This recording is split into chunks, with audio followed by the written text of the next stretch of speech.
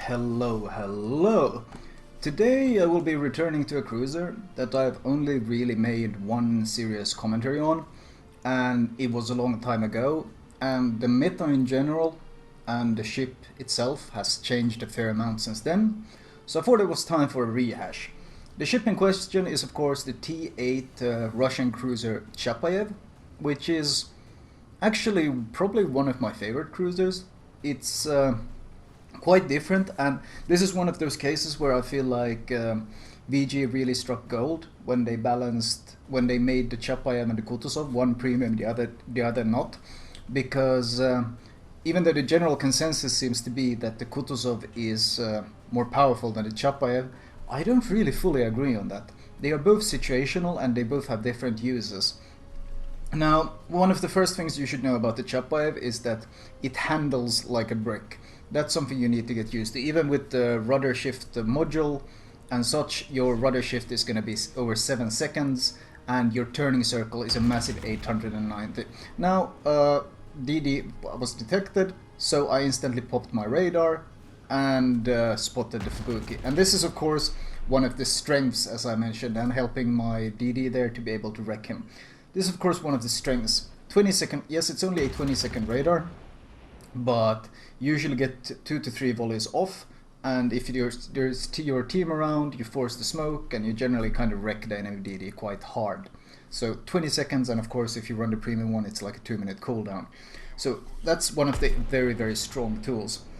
But talking more about the maneuverability, 890 meter turning circle, it's not as bad as the Shores with 900, but it's definitively bad. It's a bad maneuver. Very clunky ship to handle. And the reason why I would call it a target is because, well, it has the radar. So every DD on the enemy team is going to be shouting, "Please kill the Chapayev or we're going to get wrecked." All the battleships know that the Chapayev, just like the Kutuzov, can sit at long range and just spam HE with huge fire chance, and it can burn down the battleships. So all the battleships want to kill it as well. The carrier will want the Chapayev dead as well, because even though it has weaker anti-air than the Kutuzov, you shouldn't be fooled into thinking that the anti-air is weak. Weaker than Kutuzov is not like a big insult at all, because compared to pretty much all the other ones,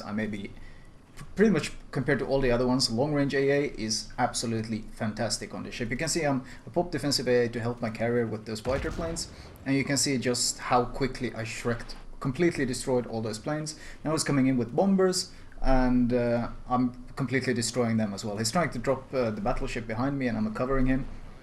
And you see the planes just melt. They have no chance. Like, sure, a couple get past me, but none of them are gonna escape alive. That's guaranteed. Atlanta shows himself. So, as I was saying, battleships want you dead, carriers want you dead, DDs want you dead. Hell, these days even Royal Navy cruisers want you dead because you're the one who can spot them. Kutuzovs want you dead because you can spot them. And in general, other cruisers just want to shoot you because you're a clunky, very squishy targets that's easy to hit. Now in this case, I didn't expect this many people to show up on this side. In fact, none of us expected this many, because it looked so empty, but all of a sudden all these guys popped up from spawn. They were probably sailing the other way, and then they saw us on this side and they turned around and came this way. So this is a case of being overextended, and all of them are being punished very heavily for it. So in that case, the ship is very much, it has a big target painted on its back. Squishy, clunky,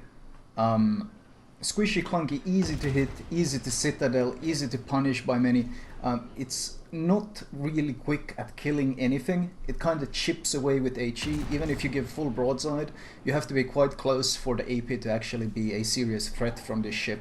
So it's a tempting target for many ships, but on the other hand, it's also a massive terror for the enemy, because if you see, the stealth on this ship is fantastic. Significantly better than the Kutuzov with 15-point captain. The Kutuzov gets down to like 11.1, I think. And I gave too much broadside, instantly citadel. So now I'm down to 3000 HP. If you notice, I have 40k damage, 5 minutes into the game, and I'm down to 3k HP. So I made a mistake, I overextended, I got punished for it. But here you kind of see why, but there you saw of course how much of a target this ship is. But now I kind of want to show you why it's also such a terror. There's more to it than simply being the target. And now, as I was saying, of course, by itself the ship isn't that much of a threat, but it's the sheer presence that's so scary, because that radar is terrifying. The radar has 11.7 km range, so you can be radared without even spotting the ship, because at 10.2 km he can radar you from stealth, which is of course scary for everyone. The other thing is of course this massive range. You see I'm stealth firing. The Kutuzov over there, he can't even see me. I'm completely undetected and I'm just raining down HE on him.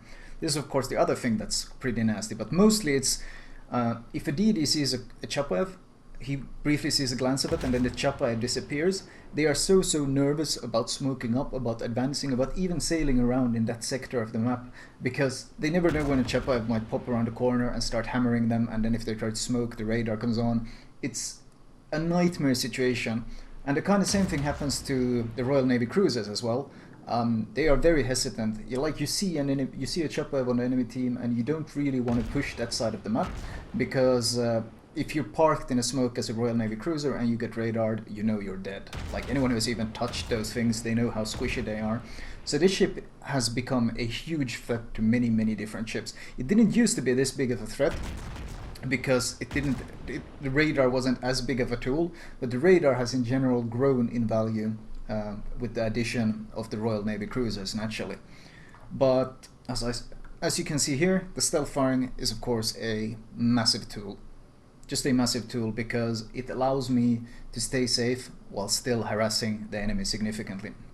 In this case I see there's planes coming from my body, so I turn into the enemy, so if they shoot me they have a hard time hitting me, and at least I'm kind of angling my armor, and I'm gonna help him with defensive, well, it's not really worth it popping it for one bomber. Not really worth it popping it for one bomber. I was expecting kind of more from there, but my buddy decides to smoke me up because I was plane spotted. And in general we're kind of being pushed by a lot of ships on this flank. There's not many of us here, and we're basically just trying to stall them at this point. We're all pretty squishy. Tashkent is spotted on the left. He's trying to hide. Is he hiding behind the island? Nope, he's popped up now. I'm trying to get my guns turned towards him. Here's one of the awkward things though, the turning circle. You see I'm in full turn to the left, but I can't turn and stay in the smoke at the same time, because this thing has an 890 meter turning circle. I feel like I can't highlight this enough, how big of an issue it is. So ultimately I have to stop and start reversing, because I'm gonna glide out of the smoke if I try to get more than my front guns on this ship. Unfortunate, but not much that can be done, so I'll just reverse back into the smoke. Tashkent of course popped his own smoke and started fleeing. Not really any need for the radar yet, since he is still detected. I finally got my other guns aimed at him, so that's when I pop the radar and see if I can finish him off, or at least significantly damage him. This is of course why DDs absolutely hate this ship. Another reason is of course the gun arcs. You can notice first of all the guns are quite accurate, but the reload is fast. You have so many of these guns and the arc is pretty flat, so it makes you an insanely good DD destroyer, DD hunter and DD destroyer in general. So when it comes to like escorting the fleet, it's hard to find a much better companion at T8 than the Chapayev, because you have the great anti-air and you have the great anti-DD capabilities with radar. So of course that makes you a fantastic support ship, but of course those are two reasons to want to sink the ship. And it doesn't help that of course it turns like a brick, and it's very squishy with the large citadel. So that's why I really enjoy this ship, because you have this huge potential, but the enemy also always recognizes this potential and wants to eliminate it, often at any cost possible. Now here I pop defensive AA. This guy is obviously trying to finish off our battleship.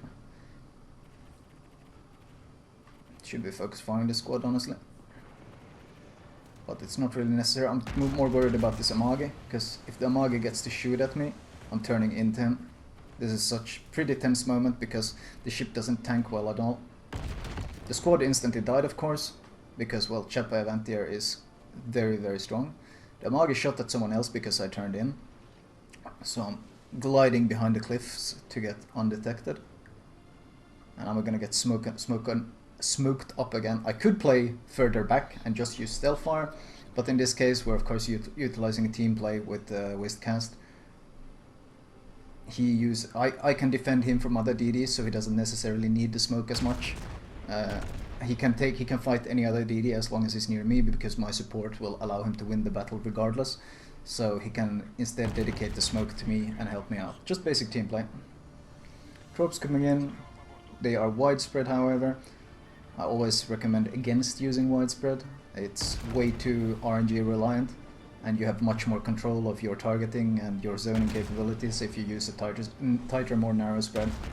Now, of course, since Wistcast is playing a Fubuki here, this is a very short duration smoke. In fact, this smoke was mostly just to allow me to slowly turn and get the hell out of here. Because the only reason I kind of pushed up was to help with the planes, and in general just zone out any possible DD potential. But you see, you don't really deal that much damage. You see how many shells are just shattering and not doing any damage, and even when the shells land, the actual HE damage, 363, it's not impressive. Here, Wistcast says is spotted, or I can't remember even what the situation was, but instantly pop radar, and once again the same situation as earlier. DD gets spotted and instantly wrecked by everyone, and that's why they hate the Chapayev. That's why DDs absolutely hate this ship, and it's for a good reason. But as I said, the smoke fades very, very quickly because, well, IG and DD smoke, it is what it is. For a good reason, of course. So I accelerate and get out of here because, once again, widespread torps. Thank God for people using them, even though I highly recommend against them. Trying to slip through narrow spread is so much harder than widespread. Now I need to get further distance. I cannot open fire yet because I don't want to get detected.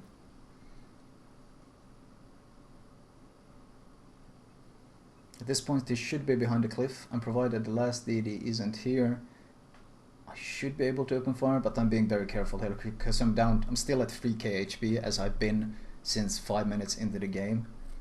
I've basically been living on borrowed time here and playing as safe and as tactically as possible in this ship. Yeah, and you see the DD we just killed? This fucking radar, he says. And that's pretty much... that's what DDs feel about this ship. It is really a terror. Which is why it's also fun. But it pays for that utility by giving up a lot of stats for it. I mean, it's... if you compare the stats to the Kutuzov, it's worse at pretty much everything. It's got slightly worse AA, slightly worse HP, slightly worse this, slightly worse that, worse torpedoes and so forth. But it does have better stealth, and it does have a radar. And those two things work so well hand in hand if you utilize them correctly. Now, once I found a good spot, in this case behind this island, I'm just going to set up here and I'm going to shoot this island at this Amagi. Of course, if you don't have smoke, or you don't want to go far enough away, this is another way to utilize your detection. Basically, my concealment allows me to not get spotted from the enemy base, so I'm technically stealth firing, but I'm using stealth to be hidden from the guys in the enemy base, while I'm using terrain to be hidden from him.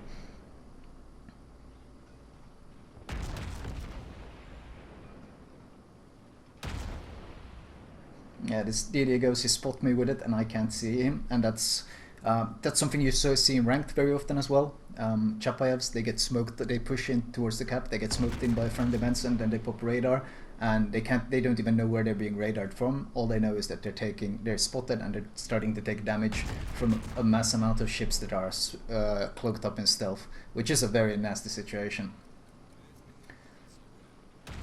Now, we've managed to hold this side, but if you look at our HPs, our Tirpitz is down at a quarter. I'm still at 3k. Fubuki is half health. Fubuki now gets spotted. So, and the score is incredibly even. So, At this point I know that I can't just YOLO in, I just have to play this extremely carefully and tactically, because there's a high chance this game might be lost unless I really like try hard this game. Now I get plane spotted, which is quite awkward. Luckily no one really has guns aimed at me, and the plane is about to move away, so I should get out of plane spotting very soon. There we go. As soon as I'm out of plane spotting I start moving, because this is obviously no longer a safe area. Because the second time that plane comes around, you can bet that the people who are not aiming this way earlier are aiming this way now. Kutuzov is behind an island, Amagi is behind an island, so I can shoot at the Kutuzov without being spotted. With her there, that means 60,000 fire damage done. And now I'm far enough, now even though there's no more island really covering, I'm far enough away that I can stealth fire, so I harass the Kutuzov some more. And this is of course the case where basically the premium ship quite simply gets bullied by me, and there's not really much he can do about it, because he cannot see me while I'm wrecking him. Which is once again one of the reasons why I consider the balance between the Kutuzov and Chapayev to be probably one of the best examples of a premium ship well made by Wargaming, where they both have opportunities where they can kind of bully each other, and I would not necessarily say that one is stronger than the other. They're just very situational. Another fire, once again using the island as line of sight cover. You can see I'm still undetected, and this is something you want to be doing a lot with the ship. Constant stealth. Never ever let yourself get spotted. In the start I was too aggressive, and I got punished heavily for my aggression. And you see fires. Of course, I have Demolition Expert on this captain, something I highly recommend. With Demolition Expert and the fire chance flags, you can actually reach 16% chance of fire per shell. And when you have 12 guns, all of them pumping out shells with what, like 7 point something, 7 point... What's the reload? Let's check if I can see on a quick gunfire. It's I think it's something like 7.6, 7.7. So when you got that type of reload and you're pumping out 12 shells and they all have that fire chance, you're gonna start a lot of fires, and you're gonna be a huge threat. The longer you live, the bigger of a threat you are.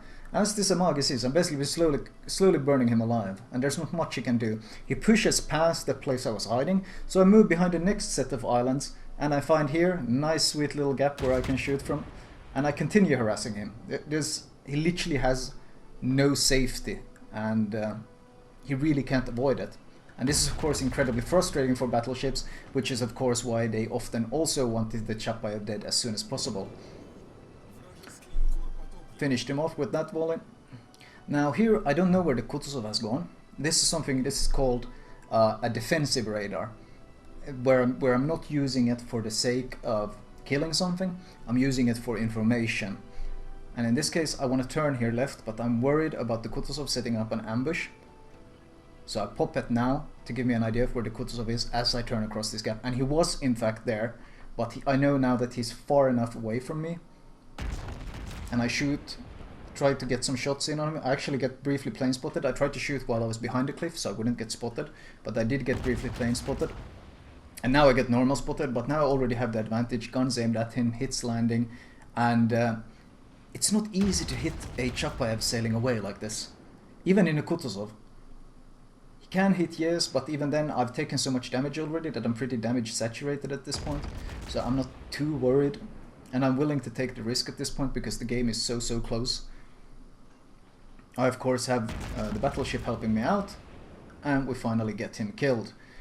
We needed a kill to push us over to ensure this kill, or ensure this victory, because if one of our teammates died towards the end here, the game might have still been lost. So this gave us a buffer where one of our random teammates can die. It's only 25 seconds left, and we'll still win the game. So what you saw here was Chapayev playing too aggressively at the start, not really knowing what was behind that island, and pushing too aggressively for the ship in general, and being heavily punished for it. And I was at 3000 HP at 5 minutes, and now 15 minutes later, and 40k damage.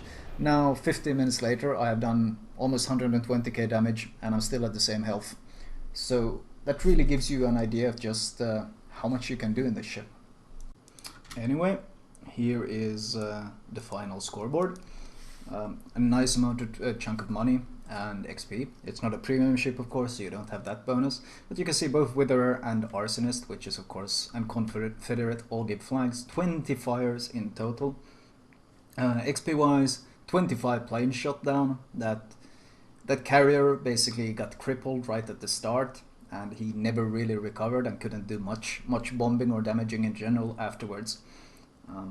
Nice chunk of XP, of course, and damage wise you can see just what a huge chunk of my damage was actual fires. High explosive shells account for 65,000 of my damage, whereas I have 91,000 fire damage. That's 1.5 Witherers basically that I've gathered up. And the potential damage is 1.3 million. That's all the stuff shot at me, so you get, that gives you an idea of how much stuff was shot my way at the start of the game. And here's of course with the bonuses added in. Anyway, let's move on to my recommended build. Right, as usual, I will start with the modules. Now, the hull upgrade is actually very important on the Chapayev. It gives you so many important parameters. It gives you 5,000 health, it gives you 3.1 seconds rudder shift, and it gives you AA. Now all of these are very important. You need the AA so that carrier and random planes won't be spotting you. You can just instantly shoot them down because you don't want to be spotted, and you want the rudder shift to not be deleted, and the health of course explains itself. Your default range without the range upgrade is already 15.8, which is quite decent. You can definitely work around it. You should obviously get both upgrades, but I personally highly recommend the hull upgrade first for just how valuable it is. Once you have the range upgrade, of course, you get 17.3 km range, which is very, very good. Consumable wise, I of course recommend the premium repair. Because, well, 90-second repair was 60-second, explains itself, and I recommend the premium radar because it's so incredibly useful. Premium AA is not as necessary because carriers in general won't come close to you twice. Main armaments mod, buff that turret and torpedo health. AA guns mod to increase that range of your AA so you can actually shoot down those planes, not just to protect allies but also to protect yourself in general from spotting and just becoming that nuisance. Damage control, steering gears, and of course concealment to get that top tier stealth. Now, captain perks wise, of course, basics of survivability, expert marksman as the second one, superintendent, of course this one, if you move on to the Donskoy and the Moskva, this one is especially important as it gives you additional heals, demolition expert as the fourth perk, and finally concealment expert as the fifth perk. Now there can be some argument here if you can also get AFT to buff that AA even further. Of course this captain works very well on the Kutuzov as well. In fact, this is the captain I also use on the Kutuzov, but either one is just as viable. The AFT is more if you queue up with CVs and such, whereas I prefer the demolition expert for random battles in general. And finally, those two other perks are just placeholders. I will be getting vigilance as soon as I can. Anyway, that was my Chapayev commentary. I hope you guys enjoyed it.